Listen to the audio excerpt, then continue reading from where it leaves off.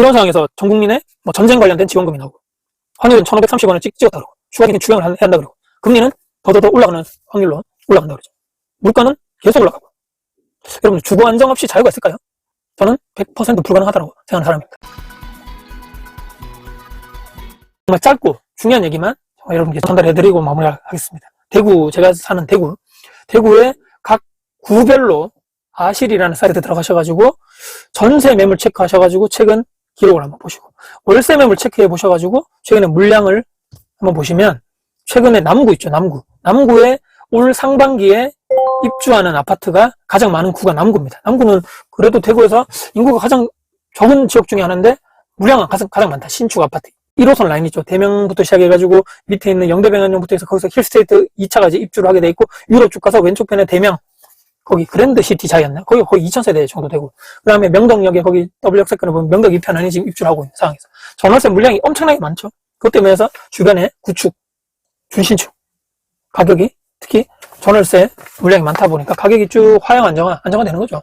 그 시기입니다. 상반기 끝나면 이제 아마 다시 올라가는 거죠. 그때 지금 전세나 월세 사시고 싶으신, 계약하시는 분들은 지금 기회다. 저렴하게 살 수 있는 기회고, 거기 빼고 지금 입주가 하는 데가 동구에 그 이제 벤처밸리 내거리 쪽에 보면 그 위에 있는 힐스테이트, 그다음에 그 위에 있는 벤처밸리 프로지오, 밑에 지금 범어자이가 입주를 하고 있는데 물량이 별로 없죠. 범어자이 이런 데는. 하여튼 요것도 요 동구나 수성구 요 지역에 어나더 범어는 뭐 별도로 얘기하고, 그거 빼고는 올 상반기에 입주하는 게 크게 안 보입니다. 그래서 앞으로도 없는 것 같고요. 무슨 소리냐 지금 제가 이 얘기를 왜 자꾸 하냐. 지금 일부 지역에 전세나 월세가 어느 정도 안정이 되고, 그 지역 제외하고 제가 아까 아실 데이터를 저는 매일 보는 사람이다 보니까 계속적으로 가격이 쭉쭉 그냥 가격이 빠지는 거예요. 지금 매물 숫자가 쭉쭉 빠지는 거죠. 계속적으로 월세 물량도 제가 빠지는 거 보고 깜짝 놀랐는데, 이렇게 되면 앞으로 하반기 때부터는 저는 집을 안 사면 내가 임대료의 상승 속에서 거기에 있는 핵폭탄 그 환경에서 절대로 저는 빠져나올 수 없다라는 그런 생각을 지금 미리부터 생각을 할 수밖에 없다. 이미 정해져 있는 거죠. 100% 정해져 있는 것이고, 주거 안정, 제가 항상 말씀드리면 주거를 안정해야 된다.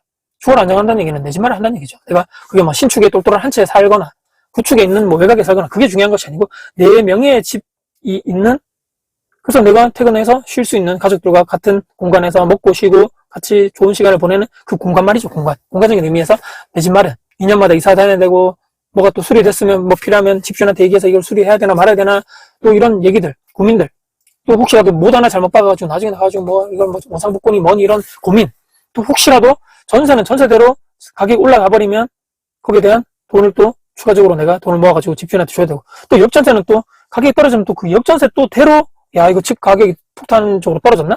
그러면 전세 가격도 떨어졌네? 나 도대체 돈 돌려받을 수 있나? 이게 뭐 사기니 뭐니? 월세도 어떻습니까? 월세도 계속적으로 매달 나가는 현금이 주인한테 가면 뭐 주인이 뭐 무조건 나쁘다는 얘기가 아니고, 주인은 그 돈 받아서 또 대출이자 내거나 본인이 뭐 나중에 뭐 현금으로 노후생활 하거나 하겠죠.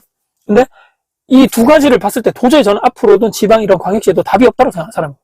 내가 내 집 마련 없이, 왜냐면 이제 대구도 물량이 끝났고 내 집 마련 없이 그냥 전세나 월세 살았을 경우에 그게 가격적으로 안정이 되면 모르겠는데, 제가 지금 가지고 있는 대구에 있는 아파트 구축임에도 불구하고 1,000세대가 넘는, 거의 2,000세대 가까운데 전세가 2개밖에 없습니다. 오늘 아침에도 봤거든요. 근데 그게 그 직전 거래 대비해서 3천만 원인가 4천만 원 올라서 나와 있죠. 물론 직전 고점 대비해서 전세 가격이 지금 많이 빠져 있는 상황인데 바닥을 찍고 올라가고. 왜?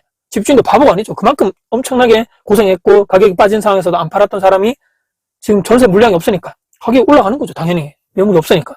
그러니까 이런 상황에서 내가 대구는 영원히 끝날 거야, 영원히 인구가 없을 거야, 이런 지방도시 다 전체적으로 포함해서 말이죠. 부산도 뭐 젊은 사람 없고 다 외지로 빠지고 다 나이 든 사람밖에 없고 노인과 바다 이런 막 이상한 소리를 하시는 분들 많은데, 우리가 지금 영상을 보시는 분들 마찬가지고 우리가 살아 생전하에서는 이런 걱정 안 해도 된다는 얘기입니다. 그래서 내가 주거 안정 없고 계속 돌아다녀야 되고, 이런 분들 중에서 항상 제가 생각하는 것 중에서 이런 분들은 전략적으로 하시는 분들 제외입니다. 어떤 분들이냐면, 내가 큰 돈을 내 집에 주거에 부동산에 깔고 있으면 안 되는 사람들. 예를 들어서 사업을 해야 되는데 사업 자금을 계속적으로 엄청난 돈을 많이 돌려야 된다. 전략적으로 내가 어떤 투자를 하는데 뭐 여러 가지 뭐 ETF라든지 주식이라든지 코인 투자하시는 분들 있죠. 이런 분들은 내가 깔고 앉으면 안 되고, 거기에 계속적으로 큰 돈을 돌리면서 자영업하시는 분들, 사업하시는 분들, 투자하시려는 분들은 전략적으로 내가 월세로 살면서 큰 돈을 그쪽으로 넣으시는 분들 있죠. 내 자산을 딴 데로 넣으시는 분들. 이런 분들 제외하고, 나는 그냥 평범한 직장인인데 나 곧 50이나 그때 내가 은퇴를 회사에서 내가 쫓겨나는데, 흔히 얘기하면. 근데 내가 나중에 나가가지고 내가 뭐 먹고 살지? 하시려는 분들이 있죠. 일반적인 우리들 중에서 내가 전문직도 아니고 말이죠. 나중에 내가 은퇴하고 나서 퇴직하고 나서 내가 또 다른 현금 흐름이 없어지는 상황을 지금 걱정해야 되시는 대다수의 우리 99% 분들 중에서 내 집 마련이 안 되겠다. 근데 지금 남의 집에서 살고 있는데 나오면 월세 내시는 분들 특히 있죠. 월세는 무슨 돈을 내죠. 내가 월급 없는데. 이런 주거 환경이 안 되는 거고 전세 사시는 분들도 마찬가지입니다. 지금 제가 말씀드렸죠. 대구도 물량 끝나고 전주 2년 전에 그 다음에 울산 갔죠. 흐름이 울산도 구축이 계속적으로 오르고 있는 상황에서 전세 매매 다 오르고 있는 상황. 그 다음에 부산 갔다가 이제 대구로 왜냐하면 입주가 끝났고 지금 최근에 너무 많이 조정이 돼서 빠져있고 근데 이제 전세가 월세 매물 제가 말씀드렸죠.